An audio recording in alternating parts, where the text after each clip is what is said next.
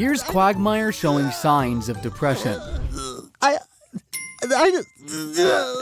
And here's Quagmire being a total crazed loony. It's hard to believe she's already 18. As you can see, Glenn Quagmire has a whole lot of issues going on, and if you're like me, you must have wondered what a psychologist might say about him. Well, before we go any further, disclaimer here, I am certainly not a trained and licensed psychologist, but I am going to try my best to take a look at the very weird and warped life of Glenn Quagmire, going through all the conditions he shows signs of, counting how often he shows them, and to see how many he has in total. So let's begin where all of his problems started, his childhood. If you want to get to know why someone is the way they are, you can usually trace all their problems back to their childhood, or at least a big chunk of it anyway. And Quagmire is no different. There's going to be some other issues that crop up throughout this video, but the main vice Glenn deals with throughout his entire life is of course his sex addiction. For obvious reasons, you'd think that wasn't directly linked to Glenn's childhood, but he thinks differently. Problem started the day I was born.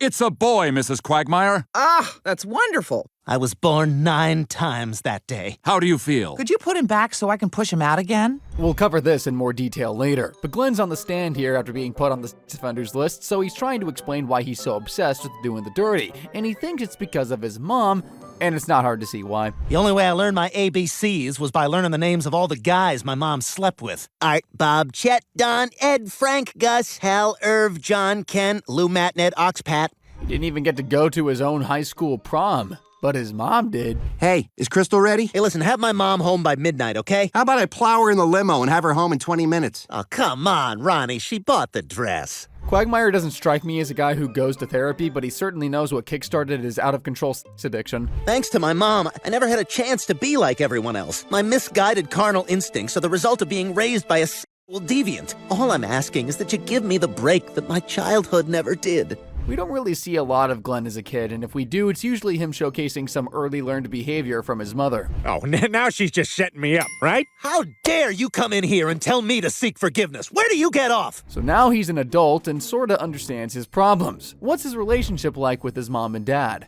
Well, as we saw, the dynamic was a little uneven with his mom, and it didn't get much better with age. In fact, it got a whole lot worse.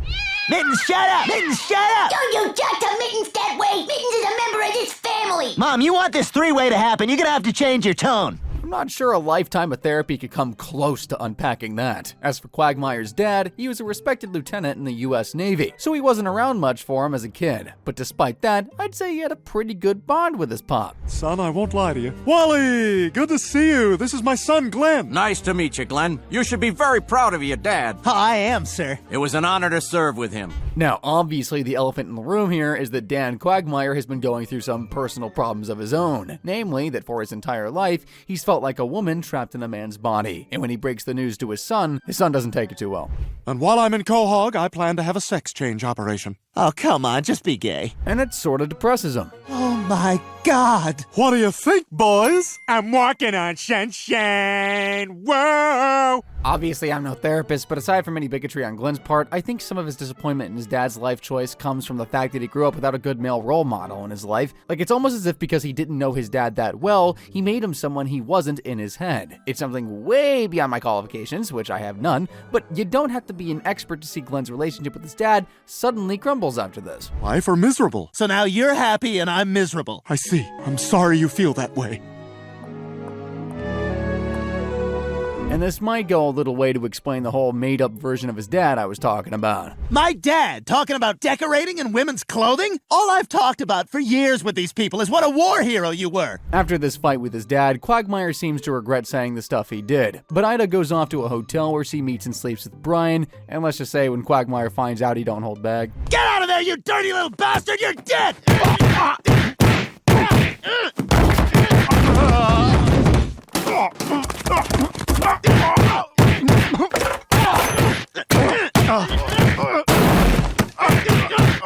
After this, though, Glenn does do some healing with his pop, and they do go on to have a pretty sweet relationship. At this point in time, though, his mom is kind of out of the picture, until she makes a reappearance in the episode we covered a little earlier when he's on the stand. She's now a born-again Christian and wants to take full responsibility for what she did to her son. In the righteous path of our Savior, and ask that you not sentence my son to jail, but instead release him to my custody so that I, with God's guidance, can rehabilitate him. The judge doesn't listen to her and actually sentences Glenn to 20 years behind bars for his crimes. Now, obviously, he's pretty heartbroken by the news. 20 years. I know this is a hard time for you, but you need to seek forgiveness. You need to kneel before Jesus. Oh, he's gonna be kneeling in front of a lot of guys, but I doubt he'll catch their names. And his mom isn't making matters any better. You come in here and tell me to seek forgiveness. Where do you get off? Pretty much everywhere, I hear. Fat man's right, they're making this easy. You've never apologized once for the way you raised me. You're the one who made me what I am. But after this argument with her son, Crystal goes back on how she used to be and uses her womanly ways on the judge to wipe her son's slate clean. Your Honor, your fly is down. Let's just say some new DNA evidence was produced. And an impressive amount, I'd say. Anyway, you're free to go.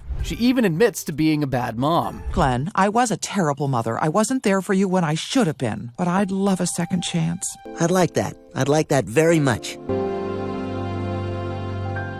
So while his childhood was plagued with an absent dad and a mom who clearly didn't care for him, in his later life, Quagmire's actually done a whole lot of healing. But you gotta remember, the stuff with his mom and dad happened pretty late, so for like the last few decades, Quagmire has been suffering. Like as we've seen already, he's had a pretty long battle with depression. Obviously everyone has their down days, like I'm sure most people watching this have lost a job, felt the sting of it when it comes to losing purpose. Well, that's exactly what happened to Quagmire in the episode Airport 07, when he ended up losing his job after he forgot to refuel the plane, and it ended up falling out of the sky.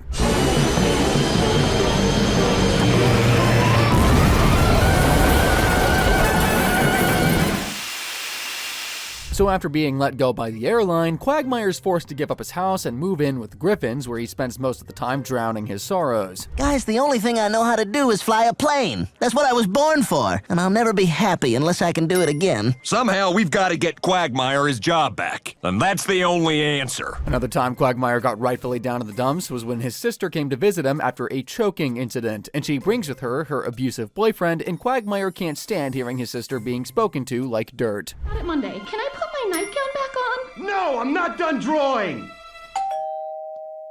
Hey, Peter. Jeez, Quagmire, you look terrible. I didn't get any sleep. That's all pretty bad, but nothing made him more depressed than the time when he got his manhood ripped off by a shark.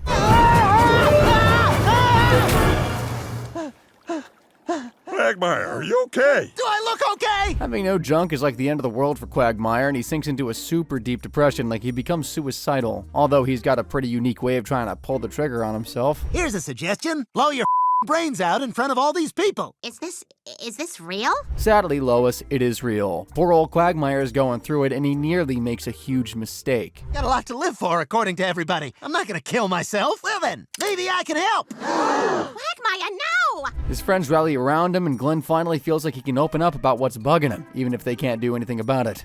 Quagmire, why the hell would you want to kill yourself? Yeah, whoever heard of a depressed ventriloquist? You wanna know why? Because I can't do this anymore. My life is over. He does manage to get a new working set of pipes thanks to someone close to him, although if it was me, I'd probably keep things smooth down there. Is that your... Yes, Glenn, it's my... After my surgery, I kept it in my freezer, next to a snowball from the winter, if you can believe that. So that's 2 whole lifetimes of therapy Quagmire would need right about now. I think it's best if we just quickly move on to maybe the saddest point in Quagmire's life, that is. The time he got a case of the hiccups. Now, I know that doesn't sound too bad, but they won't stop. They just keep going, and it drives him insane.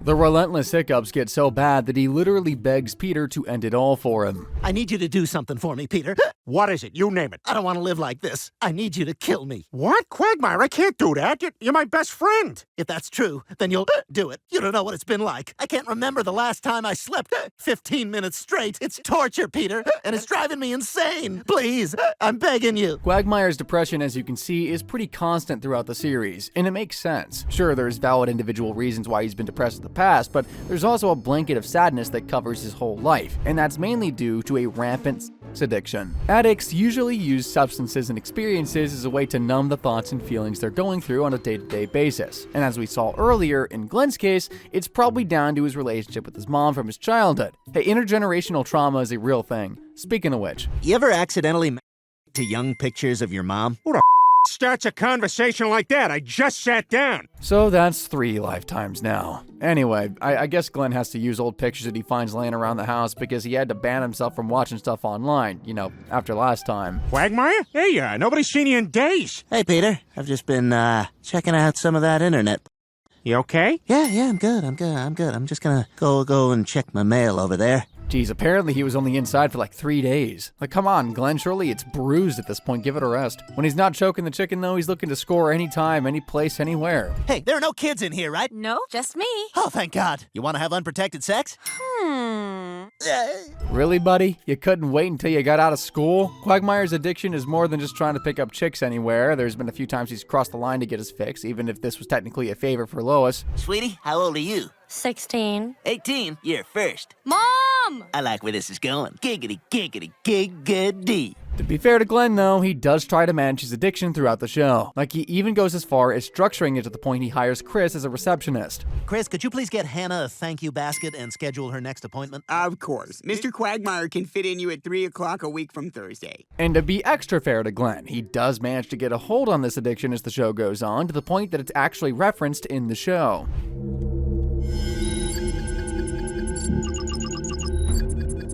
Even though he clearly has a better handle on things now, in the past his addiction got so strong that he started to stray into psychopathy. I know that sounds harsh, but this is Glenn Quagmire, the man who's known to literally kidnap women and stuff them into the back of his car.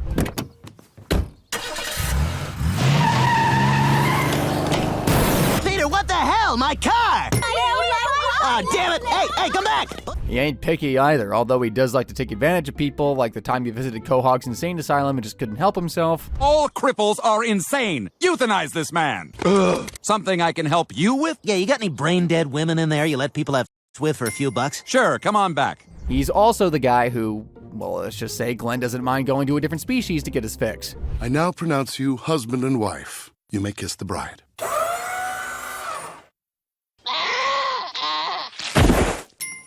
Giraffity! Yeah, see, that's not mine. Like I said, not picky. Probably mentally deranged and a total frackin' loony, but not picky. I mean, speaking of loony, is there a better example of that than when we saw him collect some of Lois's hair for a replica of her he was building? A couple of teeth and some toenail clippings and we'll be ready for our date. I know he's a lot better these days, but man, how wasn't he locked up? How didn't he hurt someone or do something crazy to someone? Oh, wait. What do you say we hit another bar? Keep it going. I can't. There's a girl tied up in my basement who needs some food. You funny, Pointy Man. Yeah, I joke around a lot. Then you've also got the time he literally assaults a woman while she's having a heart attack. Oh my God, that one's having a heart attack!